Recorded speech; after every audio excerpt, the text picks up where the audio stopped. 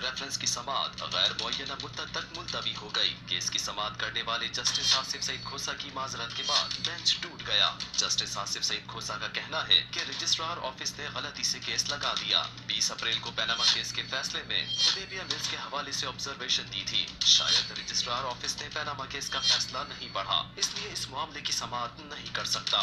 Justice Asif Saeed खोसा की माजरत के बाद नया बेंच तश्कील देने की दरखास्त चीफ जस्टिस को भिजवा दी गई। नैब ने शरीफ खानदान के खिलाफ हुदैबिया पेपर मिल्स मुकदमे को दोबारा खोलने के लिए सुप्रीम कोर्ट में अपील दायर की थी, जिसे अदालत ने मंजूर करते हुए जस्टिस आसिफ सईद खोसा की सरबराही में बेंच तश्कील दिया था।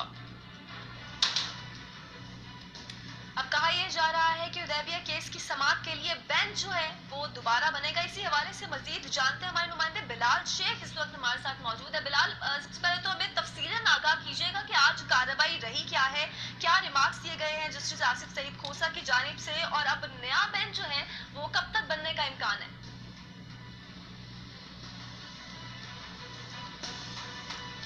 जी, इस तरह आपके इल्म में है कि 2014 में लाहौर हाई कोर्ट की जानिब से ये केस ख़त्म किया गया था, और ये उस वक्त ख़त्म किया गया था जब रेफरी जज ने दो जजेस के दरमियान टाई पड़ने के बाद ये फैसला किया था।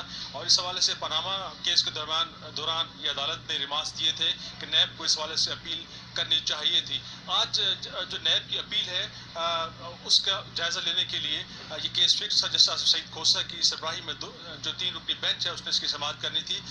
ताहम जब अदालत शुरू हुई 9:30 बजे जब बेंच बैठा तो जस्टिस आसिफ सईद खोसा ने सबसे पहले ये जिक्र किया।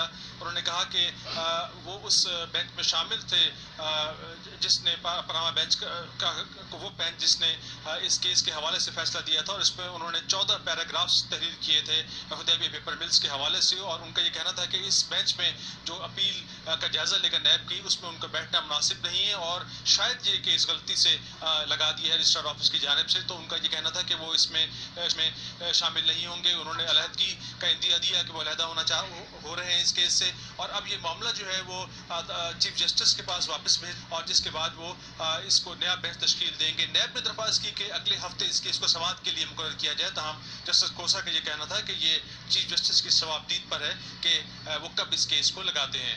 इस तरह आज ये हुआ है, और इस टाइम हमारे पास मौजूद है मुल्क के सीनियर कानूनदान और Sindh high court bar association के जो मौजूदा सदर हैं शोएब सरकी, जो कि सिंध हाई कोर्ट